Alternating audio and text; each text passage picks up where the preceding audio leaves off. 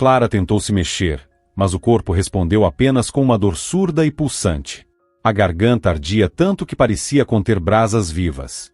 Ela começou a respirar mais rápido, e através do torpor, um som insistente e fraco se fez ouvir, um apito rítmico, monótono. Equipamentos médicos. Claro. Como não havia se lembrado? Estava na UTI. A consciência da situação a atingiu como uma onda gelada. Ela começou a se lembrar do que havia acontecido. A junta médica. Os olhares cheios de compaixão, mas desprovidos de esperança. Infelizmente, fizemos o que foi possível, disse alguém. Nenhuma palavra de alento. Mas depois, surgiu uma esperança. Marcelo Moreira, o renomado neurocirurgião. Aquele mesmo cujos artigos ela lia na internet, cujas cirurgias pareciam saídas de um livro de ficção científica. Um médico, vindo de outra cidade, que soube do caso dela através de um blog médico. Com sinceridade, o neurocirurgião lhe ofereceu uma chance, e Clara agarrou-se a ela como alguém se agarra a uma tábua em alto mar. Voltando ao presente, ela tentou abrir os olhos, mas as pálpebras pareciam feitas de chumbo. Franziu a testa, concentrando-se. Contornos borrados de paredes brancas, bolsas de soro, a tela cintilante de um monitor ligada ao seu braço. E então, vozes preencheram o quarto. Pareciam distantes, como vindas de um sonho. Mas ela reconheceu. Era seu marido. E uma mulher. Mas quem? Clara reconheceu nitidamente a voz da sua cuidadora. O coração da Clara disparou no peito, não de dor, mas pela consciência da própria impotência. Você tem certeza de que tudo vai correr bem? Perguntou Maurício. A voz do marido soou anormalmente suave, quase melosa. Claro, respondeu Natália. Havia falsidade em sua voz, e aquilo quase fez Clara sentir náuseas. Os médicos disseram que ela só tem mais alguns dias, talvez até horas. Será que eles poderiam estar errados? Clara ficou imóvel, tentando não se entregar com nenhum movimento. A dor ficou em segundo plano, dando lugar a um medo gelado. Os amantes estavam esperando sua morte e praticamente tinham certeza de que ela morreria. Eu só não quero problemas, murmurou Maurício. Você sabe como eu odeio toda essa papelada. Testamento, herança. Seu bobo. Que problemas poderiam haver? Sorriu Natália. O testamento foi feito perfeitamente. Tudo é seu. E afinal, nós merecemos, não é? Esperamos tantos meses, nos escondendo de todos. Noite sem conseguir dormir, em que ela se contorcia de dor. O olhar indiferente de Maurício e sua desculpa. Do que eles estavam falando? Pensou Clara, tentando se lembrar. Sim, era verdade. Ela havia feito o testamento em favor de quem? Do marido. Ela amava o marido, confiava nele. Ou, pelo menos, achava que poderia confiar. Fragmentos de lembranças surgiram diante de seus olhos. Querida, eu fico tão cansado no trabalho. E Natália, sua cuidadora, sempre ao lado dele. Como ela pôde ser tão cega? Você entende que, depois disso, a gente pode comprar aquela casa na praia? Ronronou Natália. E um iate também. Clara sentiu uma onda de fúria fria crescer dentro de si. Quis gritar, jogar na cara deles toda sua dor e ódio. Mas se conteve, fingindo-se de inerte. O silêncio pairou no ar. Somente os ruídos dos aparelhos preenchiam o ambiente. Depois, Maurício pigarreou. Certo, disse ele. Vamos dar mais uma olhada no testamento. Ver se todos os itens da herança estão certos. Ouviu-se o farfalhar de papéis. Clara aguçou os ouvidos. Onde ele está? Perguntou Maurício, com um tom de preocupação. Natália pareceu não entender. Estou perguntando, onde está o testamento? Eu dei para você, gaguejou Natália. Eu não peguei. Foi você quem estava com aquela pasta. Não. Eu tenho certeza de que entreguei para você. Estava na bolsa. Confere agora. Ouviu-se barulho de papel, chaves tilintando. Não está aqui, exclamou Natália. Maurício, tem certeza de que não deixou no carro? Ah, droga! Resmungou o marido. Claro, deve ter sido isso. Coloquei no pacote quando peguei as chaves. Já volto. Vou conferir agora. Não, espera. Interrompeu Natália. Você quer que alguém desconfie? Ficou maluco? E o que mais eu posso fazer? Retrucou Maurício. Sem o testamento, não vamos receber nada. Vai tudo para os parentes dela. Fala baixo. Cochichou Natália. Podem nos ouvir. Clara sentia o coração disparar no peito. O testamento havia sumido. Alguém o roubou? Será que ainda existia justiça neste mundo? Clara não indicou nenhum parente ao fazer o testamento. Eu verifiquei isso antes, disse Maurício, baixando a voz. Temos que encontrar o testamento.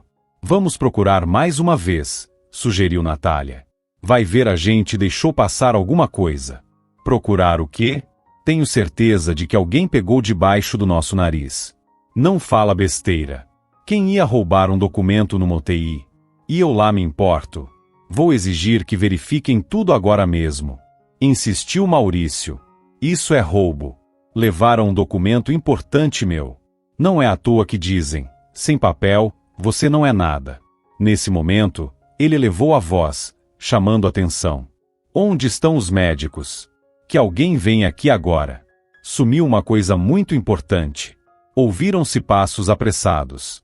A chefe da enfermagem entrou no quarto, seguida pelo médico de plantão. O que está acontecendo? Perguntou o doutor, franzindo a testa. Roubaram uma coisa da gente. Uma pasta com documentos da herança. Disparou Maurício. Um testamento? Estranhou o médico. De quem? Ora, não é meu. É da minha esposa, Clara Garcia. Respondeu Maurício. Apontando para a esposa, Maurício disse. Pegamos para conferir de novo, e desapareceu. Mas por que trazer documentos importantes para a UTI? Perguntou a chefe da enfermagem, confusa. Isso não é da sua conta, cortou o marido. Faça uma investigação, por favor. Por favor, acalme-se, tentou intervir o médico. Vamos resolver isso. Mas o mais importante agora é o estado da sua esposa. Que estado? Ela já virou um vegetal. Quase gritou Maurício. Onde está o meu testamento? Clara mal conseguia conter as lágrimas. Agora ela via o verdadeiro rosto do marido. E da amante, que por tanto tempo fingira ser apenas uma ajudante. Eles estavam apenas esperando sua morte. Sonhavam com seu dinheiro. Por isso, tanto Maurício quanto Natália não se importavam com a vida dela dali em diante. Acho melhor vocês saírem da sala, disse o médico com firmeza. Esse comportamento é inaceitável aqui. Eu não vou sair até encontrarem o que sumiu. Insistiu Maurício. O médico balançou a cabeça, inflexível. Maurício e Natália trocaram olhares e perceberam que haviam passado dos limites. Tá bom, resmungou Maurício. Vamos sair. Mas eu vou escrever uma reclamação para o diretor do hospital. Eles saíram do quarto e bateram a porta com força. Clara ficou sozinha. As lágrimas escorriam por seu rosto, misturando-se ao gosto salgado dos remédios em sua boca. Depois da saída de Maurício e Natália, apenas o som constante dos aparelhos lembrava que ela ainda estava viva. Clara tentou se acalmar, colocar os pensamentos em ordem. Mas antes, precisava recuperar as forças. Ficou algum tempo deitada, imóvel, tentando não pensar na dor. Sentia os medicamentos fluírem lentamente pelas veias, levando consigo parte do sofrimento. Aos poucos, a consciência foi se clareando. Clara já conseguia mexer um pouco os dedos das mãos e dos pés. Já era uma pequena vitória. Logo, uma enfermeira entrou novamente no quarto. Mas não era a mesma que, junto com o médico, havia mandado embora o marido e a amante. Era uma mulher jovem, de rosto bondoso e olhos atentos. Ao ver que a paciente recobrou a consciência, ela sorriu. Você acordou. Que ótimo. Vou chamar o médico. A enfermeira saiu, e Clara fechou os olhos mais uma vez. Sentia-se extremamente fraca. Mas uma fagulha de esperança reacendeu em seu coração. Pouco depois, um médico entrou no quarto. Um homem jovem, de cerca de 30 anos, com uma barba bem cuidada e um olhar inteligente. Olá, Clara. Sou seu médico, Tiago, disse com gentileza. Como está se sentindo? Da garganta de Clara saiu apenas um som rouco. Não se preocupe, por enquanto é melhor não forçar a voz, tranquilizou o médico. Você passou por uma cirurgia difícil. O mais importante agora é descansar e recuperar as forças. Ele a examinou, conferiu os sinais nos monitores. Está tudo indo bem, disse ele. Você é forte, Clara. Ela tentou esboçar um sorriso. Sim, você deu sorte, continuou o médico. A cirurgia foi feita pelo Marcelo Moreira. Um verdadeiro gênio. Ele está fora da cidade, explicou Tiago, mas vai te visitar assim que voltar. Logo depois, o doutor contou como foi o procedimento e como foi difícil remover o tumor. O médico intensivista explicou que Clara precisaria de uma longa reabilitação, mas demonstrou confiança sincera de que ela conseguiria se recuperar. O que importava agora era saber disso. Vera, disse de repente Tiago, virando-se para a enfermeira, você realmente não sabe nada sobre esse testamento? Onde ele poderia ter ido parar? Não sei do que está falando, doutor Tiago. Aconteceu alguma coisa. O marido da paciente fez um escândalo, explicou ele. Diz que roubaram um documento dele, de dentro do quarto. Vera sentiu um nó na garganta. De repente, se lembrou do filho, Davi, que tinha passado no hospital para pegar as chaves do apartamento. E o que você acha? Perguntou ela, tentando soar o mais natural possível. Não sei, respondeu Tiago, dando de ombros. Mas é tudo muito estranho. Você não viu ou ouviu nada? Ela balançou a cabeça. Não, doutor Tiago. Nada mesmo. Vera mentiu. Não era a primeira vez na vida, mas ela não sabia o que fazer. Ainda não conseguia acreditar que Davi pudesse ter pego o testamento. Ele era um bom menino, obediente, gentil. Mas crianças são tão curiosas. Talvez ele tivesse levado junto com outros papéis, sem saber. Não deveria contar nada ao doutor Tiago por enquanto. Ela precisava falar com o filho primeiro e entender o que realmente tinha acontecido. Não queria causar confusão sem ter certeza. E se estivesse acusando Davi injustamente? Entendido, disse Tiago, sem perceber o conflito que tomava conta de Vera. Mas se você lembrar ou ver qualquer coisa, me avise. É importante. Ele então se virou novamente para estudar os gráficos e indicadores. Vera permaneceu imóvel. Seus pensamentos batiam como pássaros presos numa gaiola. O que fazer? O monitor cardíaco pulsava em ritmo constante. Ela se aproximou para ajudar Clara com os cuidados de higiene. Passou um lenço úmido no rosto dela. Trocou os lençóis da cama. Você precisa comer, disse a enfermeira. Vou trazer um pouco de sopa. Clara concordou com a cabeça. Ela realmente sentia fome. A enfermeira voltou com uma bandeja. Havia uma tigela com sopa e alguns pedacinhos de torrada. Vera a ajudou a se sentar, e Clara tomou o caldo devagar, em pequenos goles. A comida lhe deu um pouco mais de forças. A sala de terapia intensiva seguia seu próprio ritmo. O som monótono dos monitores, o chiado do respirador artificial, as vozes abafadas de médicos e enfermeiras, tudo isso criava uma atmosfera única, diferente de qualquer outra. Ali, cada respiração vinha com esforço. Cada segundo podia ser decisivo. Vera precisava organizar os pensamentos antes de ir falar com Davi. Passou pela sala das enfermeiras, serviu-se de uma xícara de chá forte e sentou-se à mesa, olhando pela janela. Lá fora, a vida fervilhava. Pessoas apressadas, rindo, falando ao telefone, tomando café nas mesinhas das calçadas. Cada dia vivido ali parecia ter outro valor. Vera suspirou e, após um gole de chá, pensou em Davi. Criou o filho sozinha, desde que o marido morreu num acidente de carro. Davi era sua luz, sua esperança, o sentido da vida. A enfermeira ainda não conseguia acreditar que o filho pudesse ter feito algo errado. O telefone tocou. Ela deixou a xícara e saiu da sala, tentando afastar os pensamentos inquietantes, mas eles a seguiam como moscas irritantes. Naquela mesma noite, depois do turno, ela voltou rapidamente para casa. Davi já devia ter chegado da escola.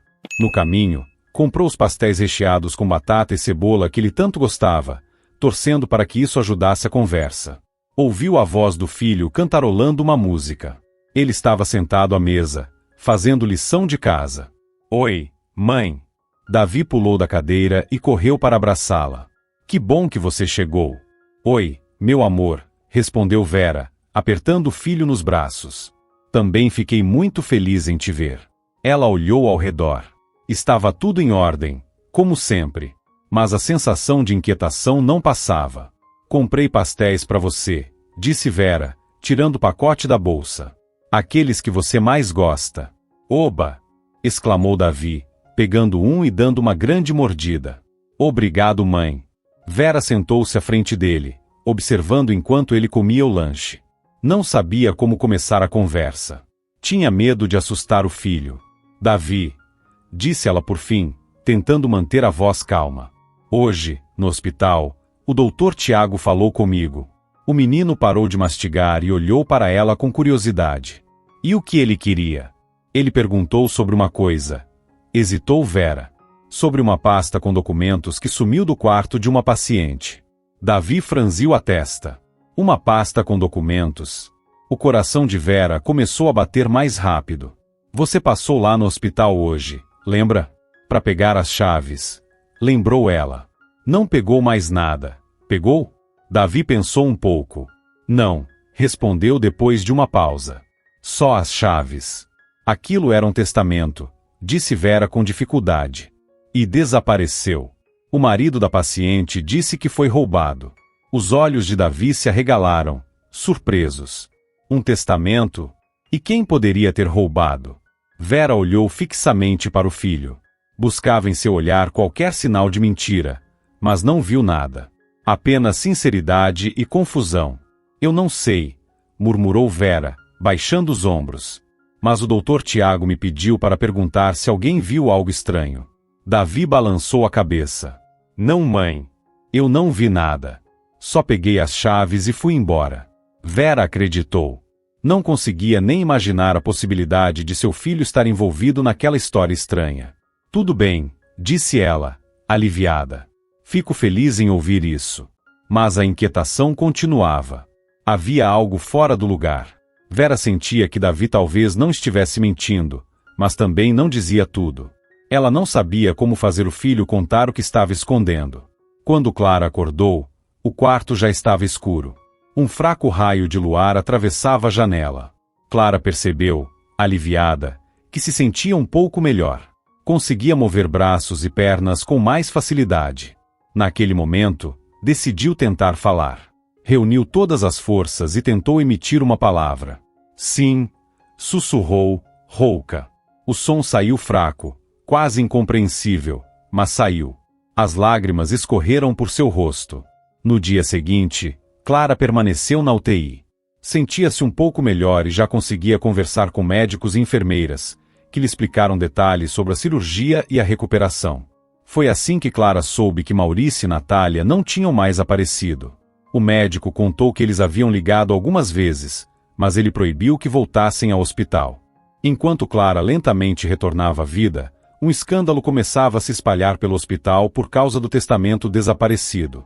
Maurício não pretendia desistir. Escrevia reclamações, exigia uma investigação e ameaçava levar o caso à justiça.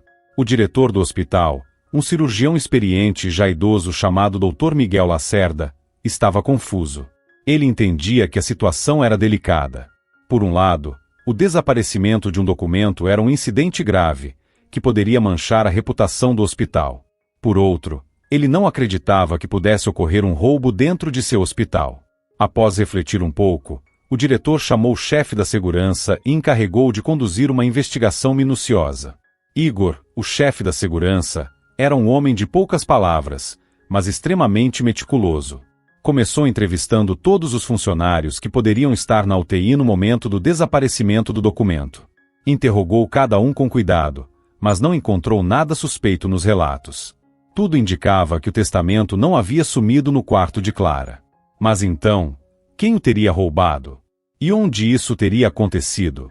Em seguida, Igor decidiu conversar com Maurício e Natália. Convidou os dois para seu escritório e os ouviu com atenção. Só queríamos verificar o testamento mais uma vez, explicou Maurício, garantir que todos os itens estavam de acordo com os nossos interesses. E vocês o deixaram no quarto? Perguntou Igor. Claro que não, exclamou Natália. O Maurício me entregou o documento quando saímos do carro.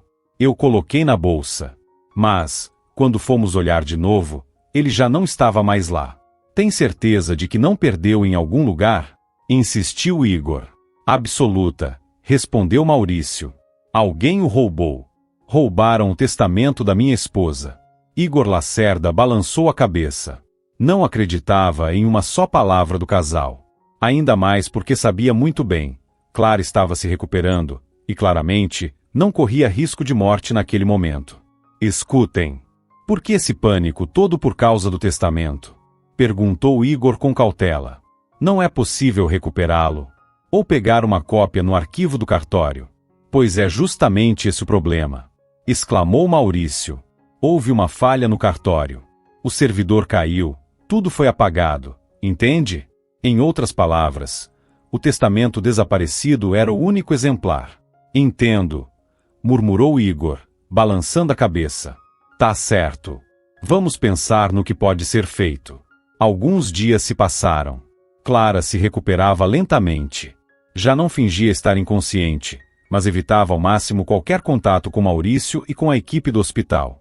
Sabia que precisava de tempo para pensar com calma e decidir o que faria a seguir. Mais tarde, o Dr. Tiago entrou no quarto. Naquele dia, o médico parecia cansado, mas seu olhar continuava gentil e atento. Como está se sentindo? Perguntou ele, sentando-se ao lado dela. Obrigada, respondeu Clara, tentando manter a calma na voz. Eu sei que está sendo um momento difícil, disse ele. Mas quero que saiba, estou sempre disposto a ouvir você e ajudar no que for possível. O tom sincero dele a tocou profundamente. Clara sentiu que podia confiar naquele homem. Doutor Tiago, eu preciso lhe contar uma coisa. Claro. Estou pronto para ouvir. Clara respirou fundo e então contou ao médico tudo sobre a conversa entre Maurício e Natália, sobre o testamento, sobre a herança, os aras da família e as lojas de antiguidades. Falava baixo, meio confusa no começo, mas, a cada palavra, sua voz ganhava mais firmeza. Entende? Eles têm certeza de que eu vou morrer. Por isso querem tanto tomar tudo que é meu. Tiago ouviu a paciente com atenção, sem interrompê-la. Quando Clara terminou, ele ficou em silêncio por alguns instantes, refletindo sobre o que tinha acabado de ouvir. Eu acredito em você, disse ele por fim. E vou fazer tudo o que estiver ao meu alcance para te ajudar. Suspirou e a olhou com compaixão. Seu negócio. Você mencionou aras? Sim, respondeu Clara, um pouco surpresa com a mudança de assunto. Criamos raças árabes de elite. Tenho algumas fazendas espalhadas pelo país. E também lojas de antiguidades. É o trabalho da minha vida. Os olhos de Tiago brilharam com entusiasmo. Cavalos. Sempre sonhei em aprender a cavalgar. Quando era criança, não tive essa chance, e não tenho tempo agora, completou Tiago, mas é um sonho antigo meu. Clara sorriu. Posso te ensinar. Lá, todos perdoam os erros dos iniciantes. Seria maravilhoso, disse Tiago, sinceramente animado. A conversa deslizou naturalmente para o tema dos cavalos. Clara falava sobre seus animais preferidos, sobre as personalidades deles, as características de cada raça. Ela falava com tanto carinho e paixão que Tiago se encantou.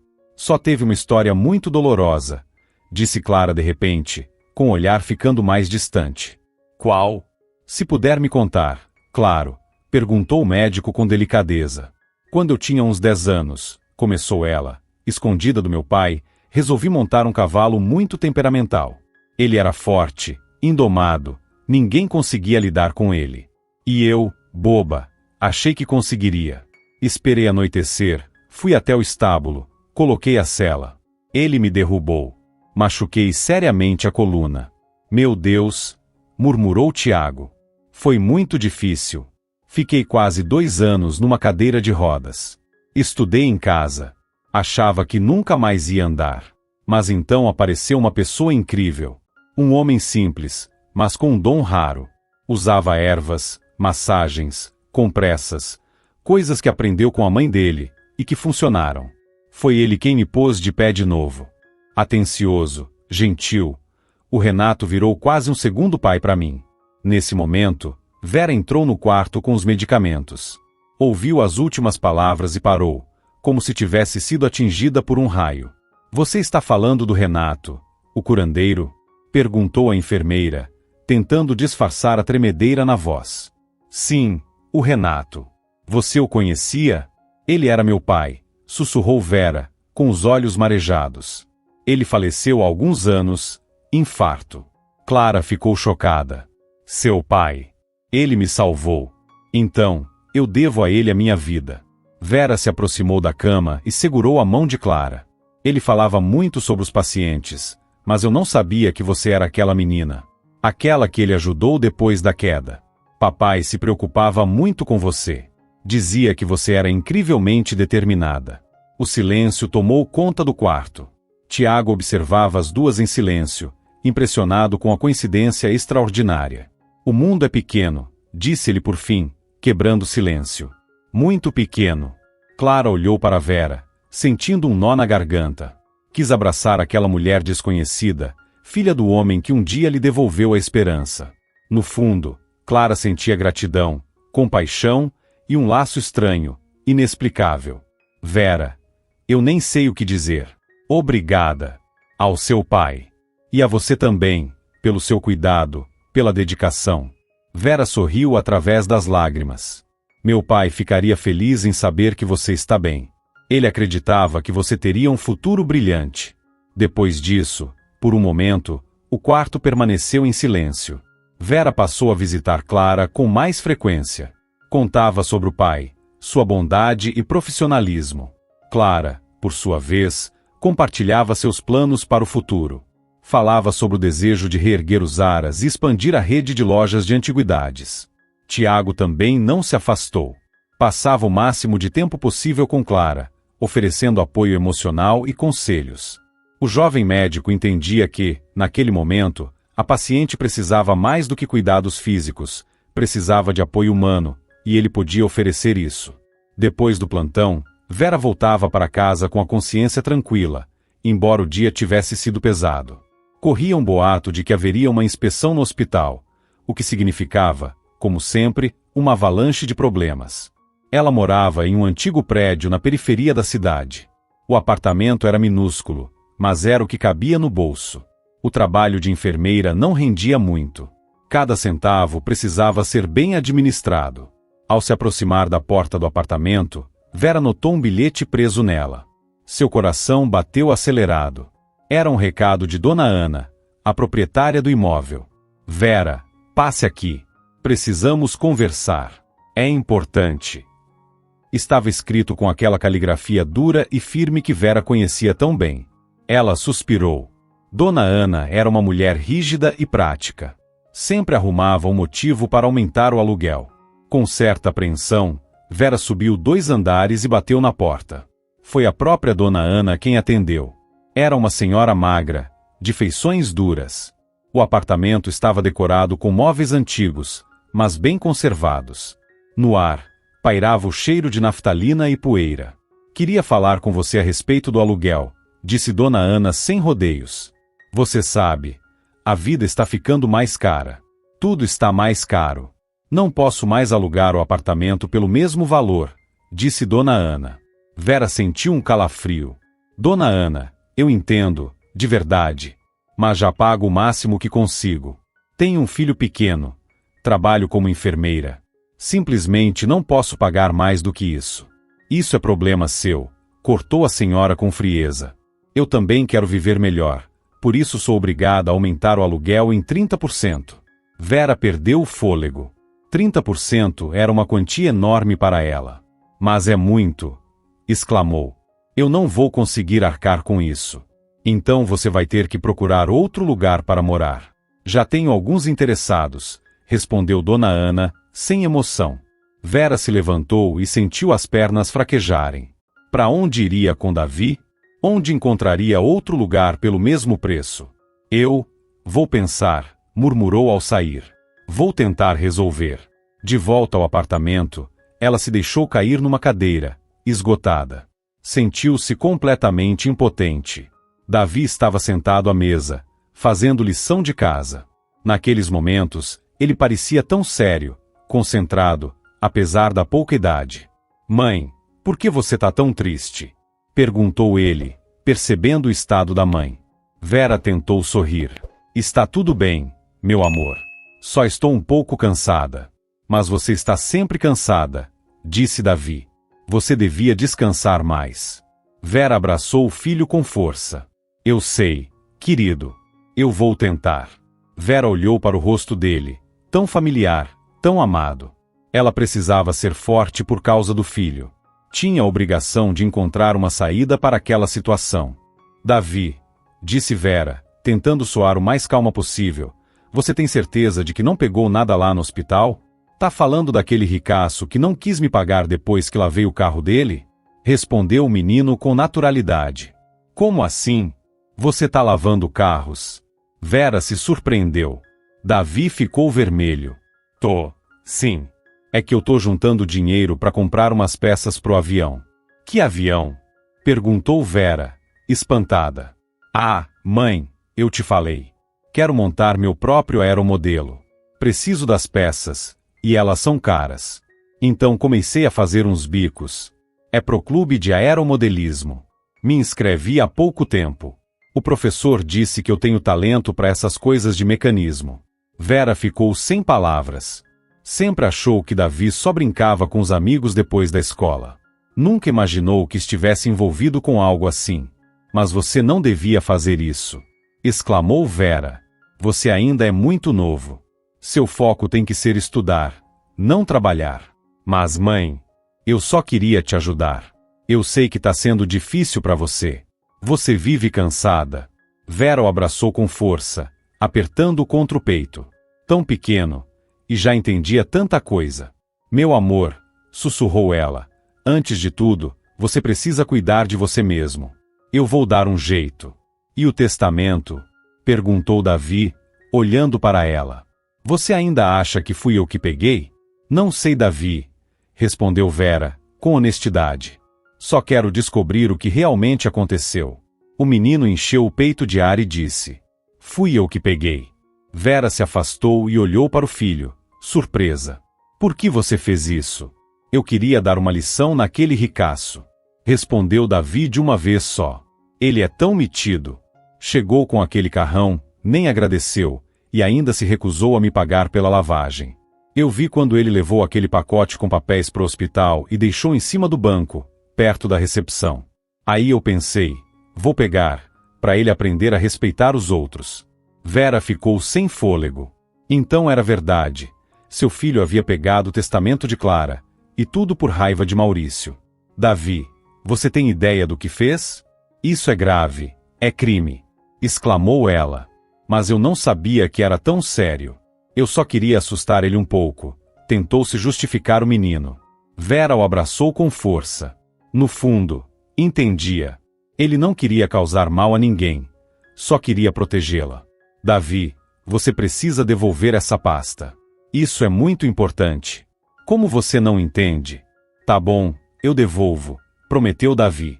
Amanhã de manhã, eu levo até a recepção e deixo com a enfermeira de plantão. A pequena casa de Vera cheirava a comida recém-preparada.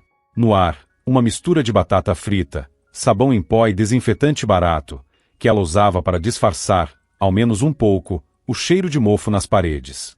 Os papéis de parede floridos, um dia vivos em cores, agora estavam desbotados e descascando, revelando o reboco acinzentado por baixo. Nas paredes, fotos em moldura simples. Vera e o marido, jovens, felizes.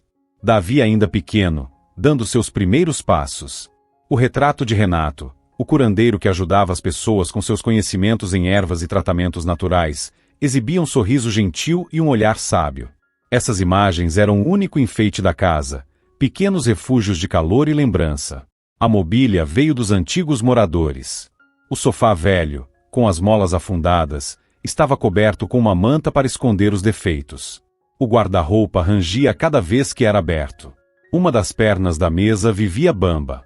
O único móvel novo era a escrivaninha de computador de Davi, simples e funcional, mas, para ele, era uma verdadeira oficina. A cozinha era minúscula, com um fogão que só funcionava com 2 bocas e uma geladeira antiga que roncava como um trator velho. Mesmo assim, Vera conseguia preparar ali refeições saborosas e nutritivas. Apesar de todos os defeitos, Ela amava aquele apartamento. Era sua fortaleza, o lugar onde se sentia segura. Ali, Vera criava o filho, compartilhava com ele as alegrias e as tristezas. Ela olhou para Davi, que brincava com seu jogo de montar, e sentiu o coração apertar. No fundo, Vera não sabia o que fazer. Como conseguiria pagar um aluguel mais alto? E onde iriam morar se fossem despejados? Ela sabia que precisava encontrar uma saída urgente para aquela situação. Mas o que podia fazer? Os pensamentos sobre o testamento desaparecido e a confissão de Davi não saíam de sua cabeça. Sabia que o documento precisava ser devolvido. Mas como? E será que devia contar tudo para o Dr. Tiago? Se fizesse isso, todos no hospital saberiam que Vera havia criado um filho que roubou. Ela se sentia encurralada, como se problemas demais estivessem caindo sobre seus ombros frágeis. Às vezes, sentia vontade de se esconder, fugir de tudo aquilo. Mas sabia que não podia. Vera tinha um filho que amava profundamente. E por ele, ela precisava ser forte. Enquanto isso, Maurício estava sentado no carro, batucando os dedos com impaciência. Natália, como sempre, estava ao seu lado, tentando acalmá-lo. E aí? O que aquele notário inútil disse? Perguntou Maurício. Natália suspirou, desanimada. O doutor Érico disse que não pode vir agora. Foi visitar os pais em outro estado. Prometeu que vai cuidar disso assim que voltar. Como assim que voltar? Eu não posso esperar. Eu preciso desse testamento o quanto antes. Maurício estava fora de si de raiva. Natália se aproximou dele e o abraçou pelos ombros. Querido, calma. Vai dar tudo certo. Vamos pensar em alguma coisa. Talvez a gente devesse pressionar aquele médico. Acho que esse Tiago está interessado na Clara. E se ele souber de algo sobre o testamento desaparecido? Você acha? Maurício ficou pensativo. Bom, talvez seja uma ideia. Mas a gente precisa agir com cuidado. Ele é médico. Pode desconfiar de alguma coisa logo de cara. Não se preocupe, sussurrou Natália. Eu sei como falar com ele. Sei convencer as pessoas. Maurício se afastou dela e pegou o telefone. Não. Eu vou ligar de novo pro notário. Vai que ele consegue fazer alguma coisa. Começou a discar o número com pressa. Depois de alguns toques, o notário atendeu. Boa noite, Maurício. Aconteceu alguma coisa? Boa noite. Aconteceu, sim. Como o senhor já sabe, sumiu um documento importante, o testamento de Clara Garcia. A gente precisa muito recuperar isso com urgência. Entendo sua preocupação. Mas, como já disse antes, estou longe da cidade. Não posso ajudar vocês agora. A recuperação de documentos de herança é um processo complicado e exige muitos trâmites legais. Podemos apenas confirmar nossa vontade, insistiu Maurício. Infelizmente, nesse caso, isso não é possível. É necessário o comparecimento pessoal de todas as partes. Além disso, é preciso comprovar a capacidade legal da Clara Garcia. E no estado atual dela, isso é inviável. Maurício estava furioso. Sabia que o notário tinha razão, mas não conseguia aceitar que todos os seus planos estivessem ruindo diante dos seus olhos. Quando exatamente o senhor volta? Perguntou ele, tentando esconder a irritação na voz. Daqui a alguns dias. No fim da próxima semana, estarei de volta à cidade. Assim que possível, entrarei em contato para começarmos o processo de recuperação, respondeu o notário. Tudo bem. Ficarei aguardando sua ligação. Mas, por favor, o quanto antes, disse Maurício, encerrando a chamada. Virando-se para Natália, ele disse com raiva. Está tudo desmoronando. Esse notário enfiado no fim do mundo, o testamento sumiu. E agora, o que a gente faz? Natália o abraçou novamente. Não entre em pânico. A gente vai dar um jeito. Vamos encontrar uma forma de recuperar o testamento e conseguir o que é nosso por direito. Além do mais, sua esposa ainda está viva. Ou seja, o documento não tem validade por enquanto. Herança, por enquanto, é só um sonho. Na casa de Vera, ela não conseguiu pregar os olhos a noite toda. A consciência pesava. O medo pelo filho e a angústia por Clara não lhe davam paz. Ela decidiu que, logo pela manhã, entregaria a pasta com o testamento à paciente. Precisava contar a verdade e deixar que Clara decidisse o que fazer com aquilo. Vera colocou os documentos dentro de um envelope, reunindo coragem, entrou na UTI. O silêncio, quebrado apenas pelos bips dos monitores, aumentava ainda mais a tensão. Ela se aproximou do balcão da enfermaria. Eva, uma jovem enfermeira, estava sentada com os olhos vermelhos, curvada sobre a mesa. O que aconteceu? Perguntou Vera, sentindo um arrepio. Eva levantou o olhar, assustada. Vera, a Clara piorou. Parada cardíaca. O doutor Tiago está com ela. Vera correu para o quarto. Lá dentro, reinava o caos. O médico, pálido e tenso, fazia massagem cardíaca. O rosto de Clara estava branco como papel. Tiago não parava de agir um segundo. Vera correu até o desfibrilador e, com as mãos trêmulas, o ligou. Desfibrilar, segunda carga. Ordenou Tiago. Nada. A linha no monitor continuava reta. Mais uma vez, carga. A voz dele revelava exaustão.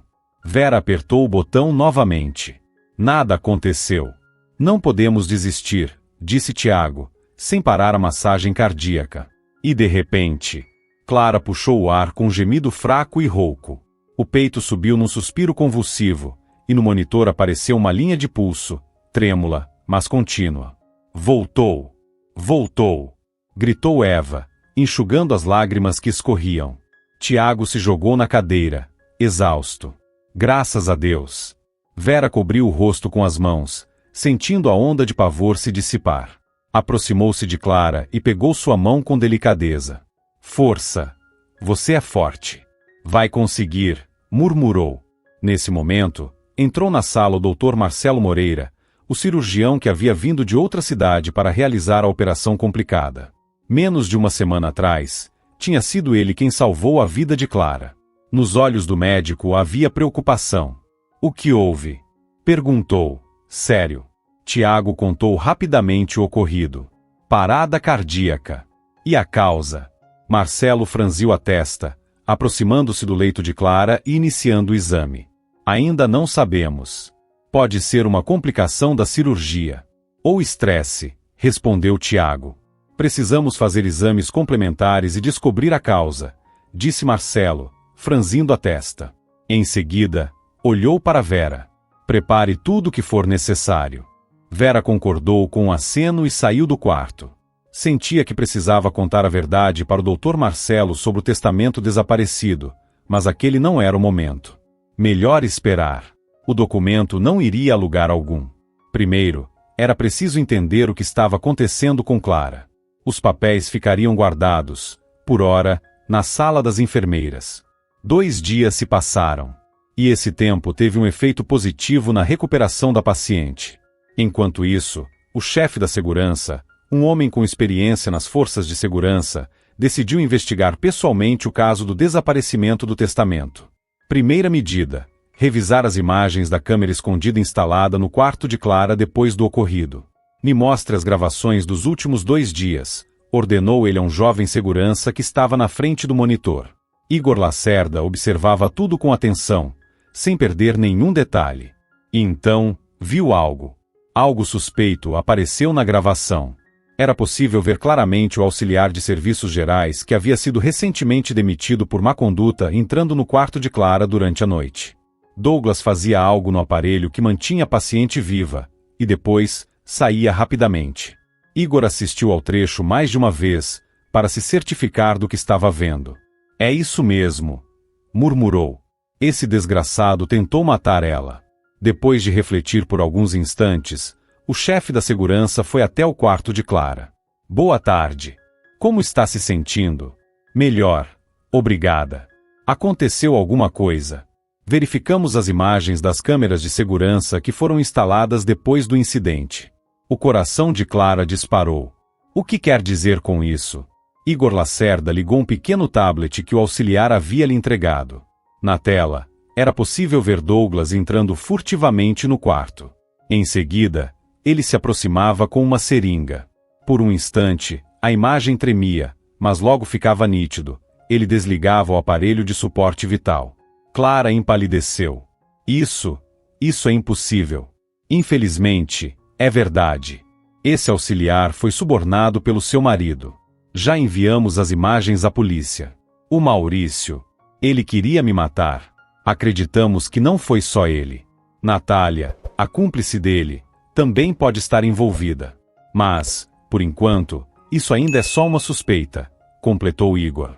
Nunca se sabe do que uma pessoa cheia de rancor é capaz. Nesse momento, Tiago entrou no quarto. Seu rosto estava abatido pelo cansaço, mas seus olhos ainda refletiam cuidado e empatia. Clara, vejo que está melhor. Parece que o pior já passou. Sim, estou bem, obrigada. Se não fosse por você e por Vera, parece que meu marido teria conseguido se tornar meu herdeiro. Tiago franziu a testa. Como assim? Clara, em silêncio, lhe estendeu o tablet. O médico empalideceu ao ver as imagens. Isso é monstruoso. Como algo assim é possível? Dinheiro, doutor Tiago. Dinheiro faz muita coisa. Eu não consigo acreditar que ele foi capaz disso. Nesse instante, Vera entrou no quarto com uma bandeja de medicamentos. Havia inquietação clara em seu rosto. Ela baixou os olhos, como se estivesse envergonhada. Dona Clara, me perdoe. Verinha, perdoar pelo quê? Você não tem culpa de nada. É sobre o testamento, foi meu filho, Davi, quem pegou. Instalou-se um silêncio constrangedor no quarto. Tiago olhou surpreso para a enfermeira. Igor Lacerda ficou imediatamente atento. Vera, o que você está dizendo? Murmurou o médico. Eu sei, é terrível. Mas Davi não sabia da importância do que estava fazendo. Ele só queria dar uma lição no Maurício. Clara suspirou. Meu filho tem feito uns bicos lavando carros. O Maurício prometeu que pagaria, mas o enganou. Não deu um centavo, continuou Vera. Quando Davi viu a pasta com os documentos, decidiu pegar. Meu Deus! Sussurrou Clara. A porta do quarto se abriu novamente e Marcelo Moreira entrou. Estava vestido com roupa cirúrgica. Seus olhos mostravam cansaço, mas havia neles uma preocupação evidente. O que está acontecendo aqui? Perguntou ele, olhando em volta. Vera, você está pálida. O que houve? A enfermeira soltou um leve soluço, e com a voz trêmula, começou a contar o que havia acontecido. Marcelo ouviu tudo com atenção, sem interromper. O menino de 9 anos achou que podia pegar algo que não era dele? Questionou Igor Lacerda, em tom severo. Ele não sabia que era tão importante, apressou-se Vera a defender o filho. Só queria fazer justiça. Justiça é uma coisa boa, mas roubo é crime, insistiu o chefe da segurança. Você devia ter contado logo, repreendeu Tiago. Eu não sabia no começo. Depois, fiquei com medo de que o Davi fosse punido, justificou-se ela. Foi um ato de criança, disse Marcelo, surpreendendo a todos ao tomar partido de Vera. Ele não entendia o que estava fazendo. O que importa é que o testamento foi encontrado. Ele olhou para Clara e esboçou um sorriso leve. Você é uma mulher muito corajosa. E seu filho é um verdadeiro herói. Só queria proteger o que achava justo. Na minha opinião, isso é algo digno de respeito. Vera corou, sem saber onde esconder o rosto. Foi bom ouvir aquelas palavras vindas de Marcelo Moreira. Ela sempre o admirou, pela competência, pela bondade. Marcelo concluiu, com calma. Enfim, não vamos tirar conclusões precipitadas. Vera, eu sei que você é uma pessoa honesta e correta. Se seu filho agiu errado, com certeza teve os motivos dele. O médico então se virou para Clara. Tenho certeza de que a Vera devolverá o testamento assim que for possível. Eu já devolvi, sussurrou Clara. Está sobre a mesa, na sala das enfermeiras. Muito bem, concordou Igor Lacerda. O clima no quarto se suavizou. Clara olhou para Vera. Não se preocupe tanto. Eu entendo. Seu filho só queria fazer o que achava certo. O importante é que ele entenda que pegar o que não é dele é errado. Ele já entendeu, disse Vera, com a voz embargada. Conversamos sobre isso. Que bom. E o que ele queria comprar com aquele dinheiro? Peças, respondeu Vera, com um leve sorriso. Peças para montar um aeromodelo. Ele sonha em construir o próprio avião. Clara sorriu. Que interessante, disse Clara.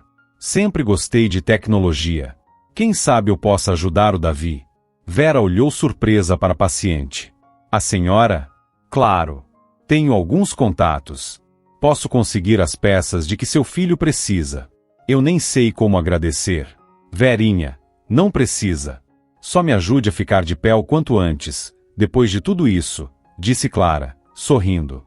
O quarto ficou em silêncio por alguns segundos. Tiago se aproximou da cama de Clara. Está se sentindo pior depois de todas essas notícias? Pelo contrário. Estou melhor. Obrigada. Você me salvou. Só fiz meu trabalho. Mas fico feliz que tenha dado tudo certo. Não, foi mais do que só trabalho, respondeu Clara. Você me devolveu a fé nas pessoas. O médico sorriu e deixou o quarto. Sozinha por um instante, Clara ficou pensativa. Sua vida, antes estável e bem-sucedida como empresária, havia mudado completamente. Descobrir a verdade sobre o marido, sobreviver a uma tentativa de assassinato. E ao mesmo tempo, parecia ter encontrado novos amigos. Vera, Tiago, Marcelo Moreira. Essas pessoas haviam se tornado pequenos feixes de luz em meio à escuridão que tomava conta da sua vida. Enquanto isso, no corredor, Marcelo Moreira alcançou Vera e tocou levemente em sua mão. Vera, espere, disse o médico.